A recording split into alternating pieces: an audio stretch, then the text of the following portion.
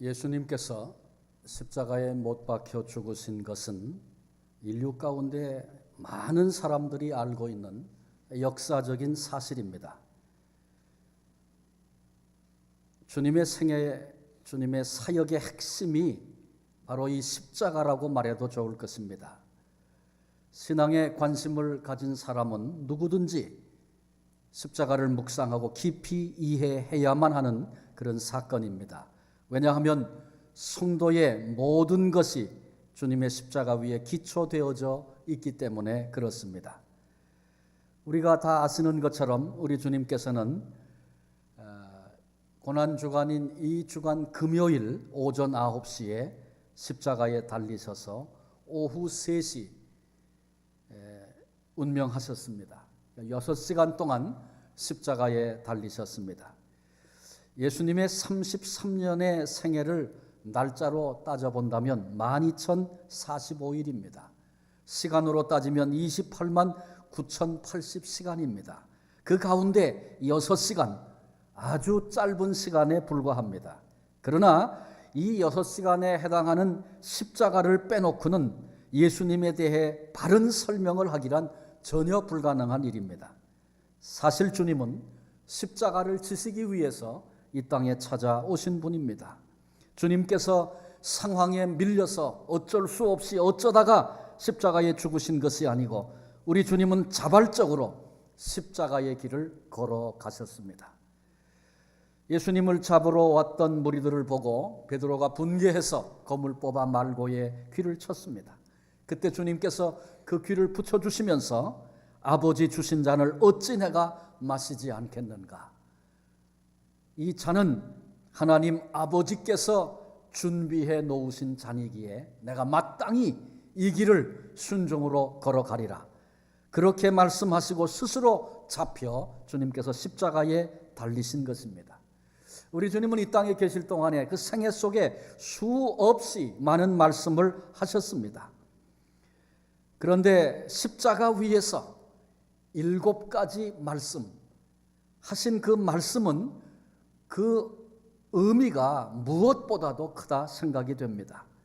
주님께서 십자가 위에서 하신 7가지 말씀을 가상칠언이라고 말합니다. 이 가상칠언은 십자가를 통해서 주께서 우리에게 주신 말씀입니다. 이 시작된 고난주간에 하루에 한 가지씩 십자가에서 하신 말씀을 살피려고 합니다. 오늘은 고난주간이 시작되는 바로 그 첫날입니다. 이 시간 십자가에서 하신 첫 번째 말씀을 나누려고 합니다.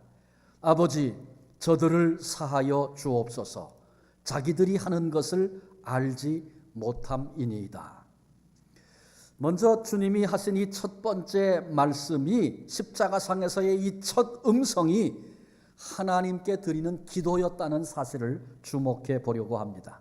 주님은 공생에 시작하실 때 40일을 금식함으로 시작하신 사실을 우리 모두 잘 알고 있습니다. 그같이 하셨던 주님께서 십자가 위에서 사역을 종결하실 때 기도로 그 사역을 종결하셨습니다. 주님은 사역을, 온 인류를 향한 목회를 기도로 시작하시고 그리고 기도로 마치신 것입니다. 예수님은 공생애 중에 우리에게 기도의 본을 수없이 보여주셨습니다. 기도를 통해서 하나님과 깊은 교제의 자리로 나아가심을 알게 하셨습니다. 때로는 밤이 맞도록 기도하시고 때로는 이른 새벽에 나아가 기도하셨다고 성경이 증언해 주고 있습니다. 급기야는 우리 예수님께서 십자가 위에서도 기도하셨습니다. 십자가는 어떤 것입니까? 아무것도 할 수 없는 고통의 자리, 아무것도 할 수 없는 고통의 시간입니다. 우리 주님은 아무것도 할 수 없는 바로 그 고통의 자리, 그 고통의 시간, 바로 거기서도 기도하신 것입니다.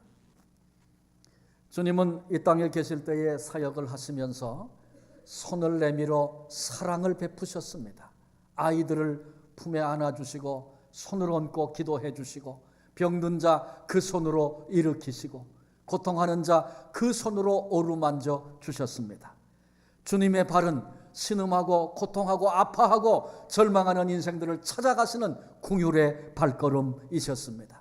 주님은 사람들을 만날 때마다 하나님 나라의 비밀을 가르쳐 주시고 생명의 은혜의 말씀을 흘려 보내주셨습니다. 그런데 이제 지금 십자가에 달려 아무것도 할 수 없는 시간을 맞았습니다.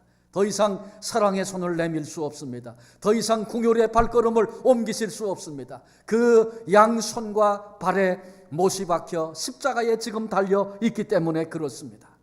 입을 열어 제자들을 향하여 가르칠 수도 없습니다. 제자들마저 다 주님을 버리고 도망가 버렸고 예수님의 주변에는 주님을 비난하고 조롱하는 사람들에 둘러싸여 있는 아무것도 할 수 없는 그런 자리에 주님이 지금 계십니다. 그런데 그 십자가 위에서 여전히 기도하시는 주님을 뵙게 됩니다. 우리는 인생길에 절망적인 상황을 만나기도 합니다. 할 수 있는 일이 하나도 없어서 어쩔 줄 몰라 하는, 심지어 기도할 힘조차 없습니다. 이렇게 절규하는 그리스도인을 만나본 때도 있었습니다. 그런데 우리 주님께서 지금 십자가 위에서 그때도 기도할 수 있다고 우리를 향하여 가르치시고 보여주고 계신 것입니다. 그러므로 하나님의 사람, 성도란, 기도의 사람이란 결코 절망할 수 없습니다. 결코 낙심할 수 없다는 사실을 주님께로부터 배웁니다. 그렇습니다. 동서남북 모든 길이 다 막혀 있다 할지라도 기도할 수 있는 하늘을 향한, 하나님을 향한 길은 언제나 열려 있기 때문에 그렇습니다. 십자가 위에서 기도하시는 우리 주님께서 오늘 우리를 그렇게 가르치고 계십니다. 이제 주님의 기도를 구체적으로 살피려고 합니다. 첫 번째 음성은 아버지였습니다. 이 아버지라고 하는 호칭 속에 절대 신뢰가 담겨 있습니다.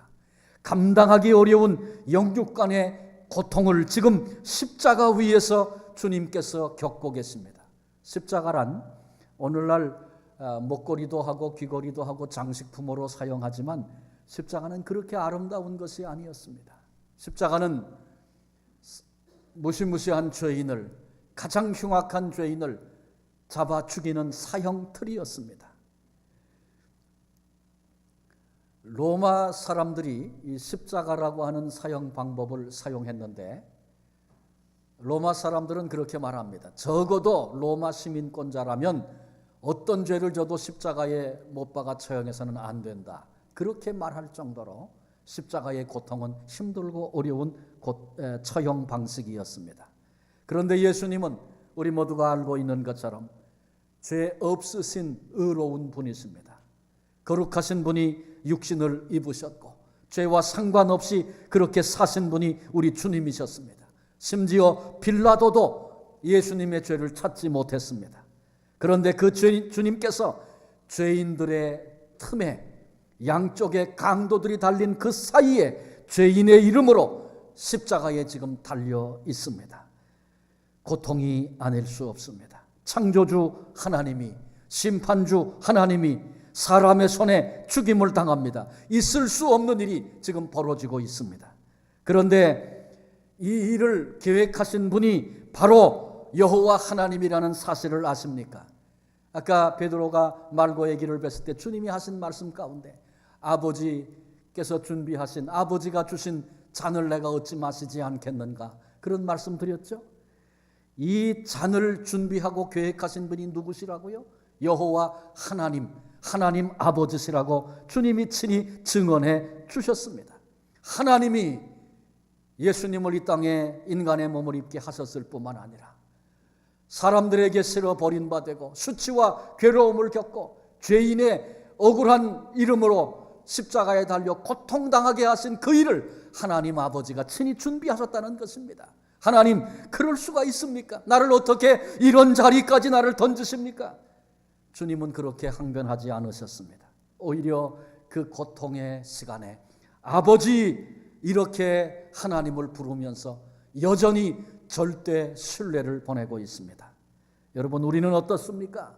우리에게 고난이 찾아오고, 물론 고난이 찾아와도 믿음으로 이겨보겠다고 몸부림치죠. 그런데 그 고난이 점점 심해진다든지 전혀 이해되지 않는 일들이 벌어진다면, 하나님이 계시다면 어떻게 이럴 수가 있습니까? 하나님, 이건 아니지요. 이렇게 항변하는 자리에 우리들이 서지는 않았습니까? 도무지 이해되지 않고 용납할 수 없는 그 순간에 내 생각을, 내 지혜를 다 내려놓고 하나님께는 이유가 있으시라. 하나님께는 다 이미 세워놓으신 계획이 있지. 하나님이 갖고 계신 이유, 하나님이 준비하신 계획은 반드시 선한 것이야. 절대 믿음을 가지고 아버지라고 부를 수 있는 사람, 복된 사람 아니겠습니까? 아무것도 보이지 않고 아무것도 이해되지 않고 아무것도 기대할 수 없는 절대절명의 바로 그 자리에서 아버지 이렇게 신앙을 고백하며 하나님을 부를 수 있는 그 사람, 복된 사람입니다. 욥기 13장 15절 그가 나를 죽이시리니 내가 희망이 없노라. 그러나 그의 앞에서 내 행위를 아뢰리라.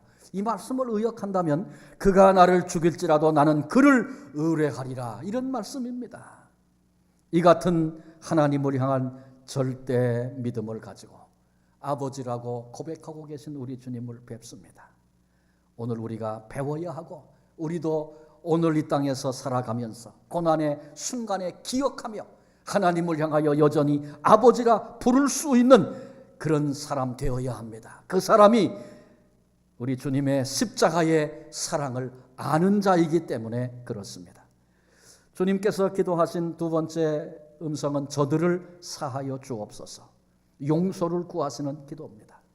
저들을 사하여 주옵소서. 지금 주님이 위하여 기도하고 계신 저들은 과연 누굽니까? 그 저들 속에는 여러 사람들이 포함되어져 있습니다. 먼저는 로마 병정일 것입니다. 예수님을 조롱하고 뺨을 때리고 침을 뱉고 채찍으로 주님께 무서운 고통을 주었고 그리고 마침내 골고다 언덕까지 끌고 올라와서 십자가에 무시무시한 못을 박았던 그런 무리들입니다. 예수님을 고통스러운 십자가에 달아놓고 그리고 수치를 주려고 벗겨낸 주님의 옷을 그 밑에서 제비를 뽑으며 킥킥거리고 즐기며 잔악무도함을 드러내고 있는 그런 로마 병정들입니다. 거기에 저들 속에는 빌라도도 포함될 것입니다. 예수께 죄가 없다는 사실을 알고도 자신의 정치적인 이익을 위해서 예수님을 십자가에 못 박는 일에 우리 주님을 내주었습니다. 저들 속에는 종교 지도자들, 당시의 종교 지도자들도 포함되어 있습니다. 기득권, 이익을 포기할 수 없어서 의를 불의로 바꾸어 뒤집어 씌웠습니다. 그리고 음모를 꾸미고 마침내 예수님을 십자가에 못 박게 했던 주범들입니다. 저들 속에는 군중들도 포함되어져 있습니다. 호산나 호산나. 오늘 예수님이 십자가를 지시려고 예루살렘에 입성하신 종료주일입니다. 오늘이 예수님이 예루살렘에 입성하실 때 나귀 새끼를 타고 예루살렘에 들어오실 때 그들이 앞에 나타나서 앞에다가 자기들의 겉옷을 벗어 깔고 종려나무 가지를 흔들면서 호산나 호산나 이제 구원하소서 메시아를 영접하는 그런 감격스러운 그런 환영을 했던 사람들이 군중들 아니었습니까? 그런데 불과 며칠이 채 못되어서 바라바를 놓아주고 예수를 십자가에 못 박으라고 변질되어 그렇게 외쳤던 사람들입니다. 저들 속에는 주님을 배신하고 은 30에 팔아버렸던 가롯 유다도 포함되어 있을 것입니다. 저들 속에는 예수님을 모른다고 부인하고 주님이 고통스러워하시는 그 시간에 저주까지 했던 베드로도 포함되어져 있습니다. 하나님께서 인간의 몸을 입으시고 지상의 가장 큰 사랑으로 찾아오셨습니다. 그런데 그 하나님의 사랑을 거부한 채 말도 안 되는 짓을 하고 있는 무리들을 향해서 저들을 사하여 주옵소서. 우리 주님 그렇게 기도하셨습니다. 주님은 전혀 분노하지 않으셨습니다. 너희가 어떻게 내게 이럴 수가 있는가? 그렇게 항변하지 않으셨습니다. 오히려 십자가 위에서 주님은 조건 없이 아버지께 용서를 구하고 계십니다. 주님께서 이 땅에 계실 때 마태복음 5장 44절에 보면 너희 원수를 사랑하며 너희를 박해하는 자를 위하여 기도하라 말씀하셨습니다. 누가복음 6장 27절 28절에도 너희 원수를 사랑하며 너희를 미워하는 자를 선대하며 너희를 저주하는 자를 축복하며 너희를 모욕하는 자를 위하여 기도하라. 한 번은 베드로가 주님께 물었습니다. 주님, 우리가 다른 사람을 몇 번이나 용서하면 되겠습니까? 아주 자랑스러운 얼굴을 하면서 7번이면 되겠습니까? 이렇게 여쭙습니다. 그때 주님께서 아니다, 70번씩 7번이라도 용서해 주어라. 주님이 그렇게 말씀하셨습니다. 주님이 하신 말씀들 아주 좋은 말씀이죠. 멋진 말씀이죠. 어떠면 그 말 자체는 쉬울지 모르겠습니다. 그러나 말 한 대로 사는 것은 결코 쉽지 않은 일입니다. 그런데 주님은 이와 같이 가르치실 뿐만 아니라 십자가 위에서 가르치신 것을 실천하셨습니다. 우리 주님은 그렇게 사셨고 그렇게 죽으신 것입니다. 남아프리카에 줄루족이라고 하는 그런 원주민 족속이 있는데 그 추장의 아내가 경험한 일입니다. 한 구세군 모임에 참여해서 예수님을 영접하게 됐습니다. 그리고 이 일은 남편인 추장으로부터 강한 반대에 부딪히게 됩니다. 그러나 아무리 막고 반대해도 예수님을 향한 열망, 복음에 대한 열망이 이 추장의 아내 마음속에 불같이 일어나서 아주 작정을 하고 각오를 하고 다시 그 모임에 찾아갔습니다. 이 소식을 남편이 들었습니다. 분노했습니다. 그리고 쫓아갔습니다. 아내를 끌어내서 죽도록 구타하고 그리고 버려둔 채 돌아왔습니다. 돌아오면서 생각해 보니까 호기심이 발동했습니다. 내가 때려 죽게 된 그 여자 어떻게 됐을까? 그래서 다시 발길을 되돌려서 버리고 온 아내를 찾아서 다시 갔습니다. 가서 보니까 부러진 잡목 밑에 그 아내가 누워서 가냘픈 신음과 힘든 호흡을 하고 있습니다. 그때 이 추장인 남편이 사나운 목소리로 이렇게 물었습니다. 당신의 예수 그리스도는 지금 당신을 위해 무엇을 하고 있단 말이오? 그때 그녀가 조용히 대답을 합니다. 그분은 당신을 용서하도록 나를 도우셨습니다. 우리로 그렇게 살 힘을 우리 주님께서 십자가를 통하여 주신 것입니다. 불에 들리는 사하여 주옵소서 주님의 이 기도를 해석하면서 나를 저주하소서 이런 뜻으로 풀이했습니다. 나를 제물로 받으시고 저주는 내게 주시고 그들을 용서해 주십시오. 이게 주님의 기도였다는 것입니다. 죄는 더러운 것입니다. 우리 인간을 더럽게 만듭니다. 우리의 생각을 더럽게 하고 우리의 마음을, 우리의 행실을 더럽게 만듭니다. 인간의 인격을 더럽게 만들고 인간의 영혼을 더럽게 만들어 결국 저주로 끌고 가 죽음에 이르게 하는 것입니다. 그런데 우리 주님께서 저들의 죄, 저들의 저주, 저들의 죽음 내게 주시고 내가 담당하게 싸우니 저들을 용서해 주소서. 수치와 고통과 죽음은 내게 주시고 저들은 용서해 주옵소서. 우리 주님은 단순히 용서를 구하신 것만 아니고 자신을 속죄의 제물로 드리신 것입니다. 하나님은 십자가의 대속물 되신 어린 양 되신 우리 주님을 제물로 받으시고 우리의 어떤 죄도 용서하시는 은혜의 길을 열어주신 것입니다. 여러분, 우리의 죄가 시시해서 어떤 죄도 용서해 주신다 그렇게 말씀하시는 것입니까? 아닙니다. 대속의 제물이 되신 우리 주님의 희생이, 우리 주님의 사랑이 너무너무나 크셔서 용서치 못할 죄가 없다는 그런 말씀입니다. 빌라도는 죄 없으신 예수 그리스도를 십자가에 내어주고 대야에 물을 담아 가지고 오게 해서 손을 씻으면서 이 피는 나와 상관이 없다고 선언을 했습니다. 빌라도가 오해한 것입니다. 여러분, 손을 아무리 깨끗한 물에 여러 번, 수백 번 씻어도 그 죄는 결코 없어지지 않습니다. 죄를 씻음은 오직 예수 그리스도의 십자가에 흘리신 피로만 가능합니다. 십자가를 붙잡고 용서를 구해야 사죄의 축복을 누리게 되는 것입니다. 주님의 기도 마지막 부분에 자기들이 하는 것을 알지 못함이니이다. 주님은 무지를 이해하고 기도하셨습니다. 사실 생각해 보면 그들은 자기 죄들을 알고 있습니다. 죄 없으신 예수님 십자가에 못 박으려고 음모를 꾸미고 더러운 재판을 하고 의를 불의로 뒤집어 덮어 씌우고 다 알았기 때문에 빌라도도 그렇게 손을 씻으면서 나와 상관없다 말하는 거죠. 예수님을 은 30에 팔아먹은 가룟 유다, 잘못했다는 거, 더러운 죄를 저질렀다는 거 알았습니다. 그래서 그 돈 돌려주려고 하지 않았습니까? 예수님을 부인하고 저주했던 베드로, 닭이 우는 순간에 내가 주님께서 말씀하신 대로 이 부끄럽고 처참한 자리에 떨어졌음을 베드로는 스스로 알았습니다. 그런데 주님은 왜 알지 못해서, 그들이 몰라서 그랬다고 용서해 달라고 그렇게 기도하고 계십니까? 무슨 말씀입니까? 그것은 오직 하나입니다.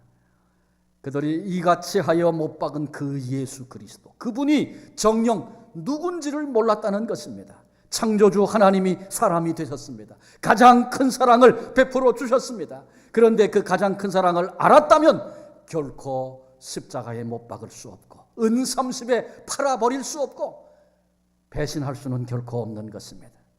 하나님의 가장 큰 사랑을 거절하고 십자가에 못 박아 죽였습니다. 이 가장 큰 죄는 무지하여 모르고 했으니 용서해 달라고 우리 주님이 지금 기도하고 계십니다. 우리는 인생을 살면서 수없이 이런 경험을 합니다. 그 당시 그때는 몰라서 아주 자랑스럽게 자신 있게 그렇게 결정하고 그렇게 행동했는데 지나고 나서 보니까 그게 얼마나 부끄러운 생각이었는지, 고개를 들 수조차 없는 그런 일들이 얼마나 많이 있습니까?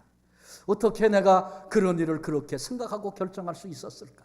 생각만 해도 부끄러운 일들이 우리에게는 얼마든지 있습니다.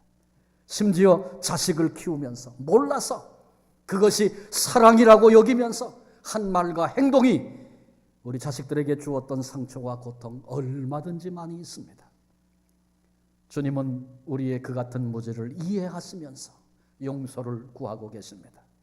결국은 십자가 위에서 드려진 주님의 이 첫 번째 기도는 우리를 위한, 나를 위한 기도입니다. 그러므로 우리는 주님의 이 기도 앞에 마땅히 감사의 마음으로 서야 할 것입니다. 저들이 몰라서 그렇습니다. 용서해 주십시오. 예수님 주변에 둘러서 있는, 이 사건에 연루되어져 있는 수많은 사람들, 나는 그 시대에 그 자리에 없었기 때문에 나와 상관이 없는 것이다. 여러분 그렇게 생각하십니까? 아닙니다.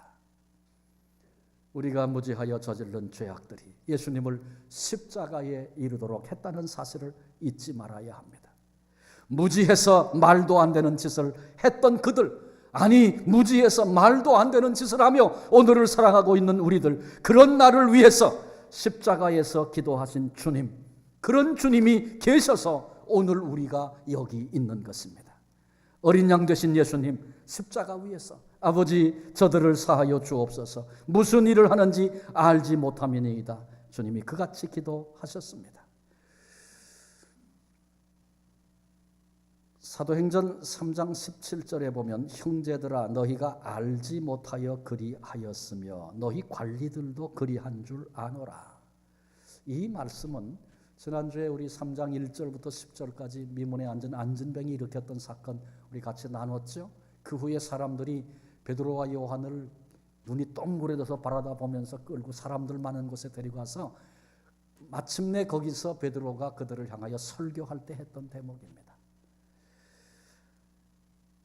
예수님을 십자가에 못 박아 죽인 이야기를 베드로가 증언하면서 너희가 알지 못하여 그리하였으며 너희 관리들도 그리한 줄 아노라. 베드로의 설교 늘 그랬죠.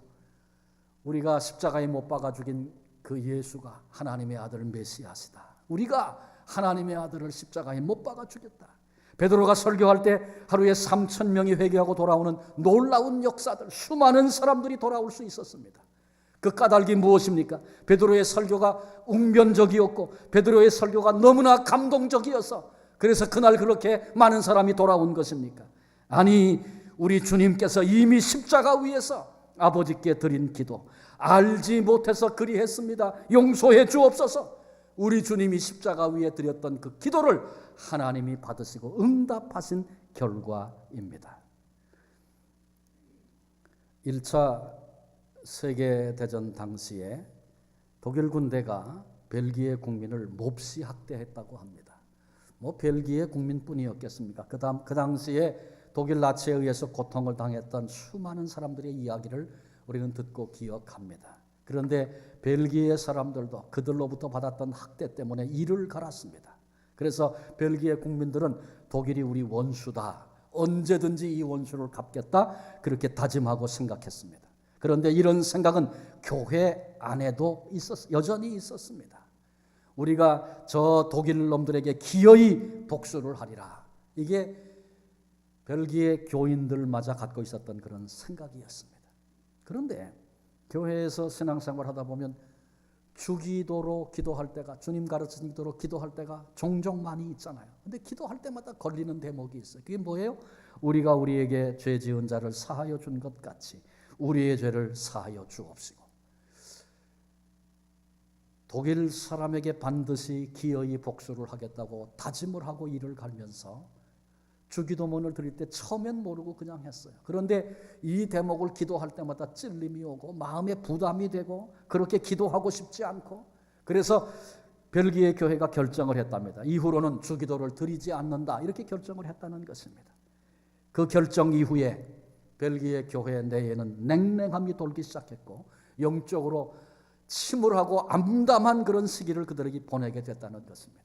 한 번은 전국 기독교인들이 모인 기독교 전국 대회에서 여러 순서들이 진행하던 중에 한 목사님이 일어서서 긴급하게 제안을 했답니다. 우리 벨기에 교회가 복을 받으려면, 우리 나라가 복을 받으려면 주님이 말씀하신 대로 우리는 독일을 용서해야 합니다. 주님이 가르쳐 주신 기도를 기쁨으로 거리낌 없이 드릴 수 있어야 그 복이 우리에게 오지 않겠습니까? 이렇게 제안을 했을 때 그 자리에 참여했던 모든 크리스찬들이 일제히 일어나 손을 들고 찬성을 했다는 것입니다. 주기도문을 폐하고 우리는 다른 사람은 몰라도, 다른 일은 몰라도 독일 사람 그 사건은 절대로 용서할 수 없다고 가슴에 응어리를 끌어안은 채 그렇게 살아왔던 그들의 삶에 어찌 평안이 있었겠어요? 주기도문을 외우지 않기로 결정하고 나서 얼마나 그 마음이 더 큰 부담이 있었겠습니까? 그런데 한 목사님이 그 문제를 지적하며 제안할 때 모두가 다 감동이 돼서 찬성을 하고 손을 들었습니다. 그리고 그들은 작정을 하고 결정을 했습니다. 독일 사람들이 무지해서 무슨 일을 하는지 몰랐습니다. 용서하소서. 우리 주님께서 십자가 위에서 하나님 아버지께 올려드렸던 그 첫 번째 기도를 자신들의 기도로, 교회의 기도로 고백을 하고 그렇게 결정하고 그렇게 기도했다는 것입니다. 이 일 이후에 큰 기쁨이 벨기에 교회의 성도들에게 임하기 시작했고 성령께서 그들 속에 역사하시며 그들이 마침내 크고 놀라운 하나님의 부흥을 경험하게 되었다고 합니다. 여러분, 마찬가지입니다. 우리도 똑같습니다. 주님이 우리에게 그러하셨듯이 우리도 내게 고통을 안긴 이웃 있을 수 있죠. 우리 민족에게 고통을 준 민족 얼마든지 있지 않습니까? 무지해서 무슨 일을 하는지 몰라서 그랬습니다. 아버지, 용서해 주십시오. 주님의 십자가의 그 사랑의 의미가 무엇인지 깨닫고 오늘 아버지 앞에 이렇게 용서를 구하는 성도가 복된 성도입니다. 오늘 우리는 주님께서 십자가상에서 하신 첫 번째 말씀을 함께 나눴습니다. 아버지, 저들을 사하여 주옵소서. 자기들이 하는 것을 알지 못하니이다. 그런데 주님이 드린 이 기도를 원어로 보면 한 번 하고 끝났다, 그 얘기가 아니고 계속해서 주님이 이 기도를 드렸다는 것으로 표현되어져 있습니다. 첫 번째 말씀으로 이 기도를 하셨을 뿐만 아니라 뼈가 끊어지는 것 같은 고통이 육체를 통하여 다가올 때 또 주님은 아버지, 저들을 용서해 주십시오. 무슨 일을 하는지 몰라서 그렇습니다. 조롱하는 사람들이 일어설 때, 어두움이 하늘로부터 밀려올 때 아버지, 저들을 용서해 주십시오. 무지해서, 알지 못해서, 무슨 일을 하는지 몰라서 그랬습니다. 계속해서 주님께서 되뇌이며 기도하셨다는 것입니다. 여러분, 오늘을 살면서 우리가 주님이 원치 않는 길을 걷기도 하고 주님이 싫어하시는 일, 주님이 아파하시는 일 꺼리낌 없이 우리가 결정하고 행동하며 살아갈 때에 주님은 오늘도 아버지 저들을 용서해 주옵소서. 무슨 일을 하는지 몰라서 그렇습니다. 이같이 주님께서 우리를 위하여 기도하고 계십니다. 주님의 이 십자가의 사랑을 깨닫고 개인적으로 내가 용서하기 힘든 사람 있을 수 있습니다. 우리 민족적으로 용서하기 힘든 그런 민족이 있을 수 있고 그런 사건들, 그런 혼란들이 있을 수 있습니다. 주님이 그러셨던 것처럼 아버지 저들을 사하여 주옵소서. 무슨 일을 하는지 알지 못함입니다. 우리도 주님의 그 가슴을 받아 이렇게 기도하며 십자가의 사랑을 아는 자로 오늘을 살아갈 수 있는 복된 하나님의 사람들 한 분 한 분 되어지시기를 주님의 이름으로 축원합니다. 기도하시겠습니다. 하나님, 우리가 아직 죄인 되었을 때에 아버지의 그 가장 큰 사랑을 알지 못하고 거부하고 거절했을 그때에 주님께서 우리를 위하여 고난의 십자가를 지셨고 오히려 그 사랑을 거절하고 예수님을 십자가에 못 박는 죄악된 자리에 섰던 우리들을 향해서 아버지 저들을 사하여 주옵소서. 자기들이 하는 것을 알지 못하니이다 기도하시던 주님의 음성을 함께 나누었습니다. 하나님, 이 자리에 어떤 마음, 어떤 심령의 상태, 어떤 영혼의 상태를 가진 이들이 있든지 우리의 인격이나 우리의 이성이나 이런 모든 것들을 뛰어넘어서 성령께서 우리 주님의 그 사랑의 음성을 들려주시고 깨닫게 하시고 그 음성 앞에 응답하여 일어서는 우리 모두가 될 수 있도록 성령님 우리 모두를 권고해 주옵소서. 우리의 남은 생에 이 크신 주님의 사랑을 가슴에 담고 그 사랑을 흘려보내며 거룩하고 아름다운 삶을 살아내도록 성령님 우리에게 새 힘을 허락해 주시옵소서. 십자가만큼 우리를 사랑하신 예수 그리스도의 이름으로 기도합니다.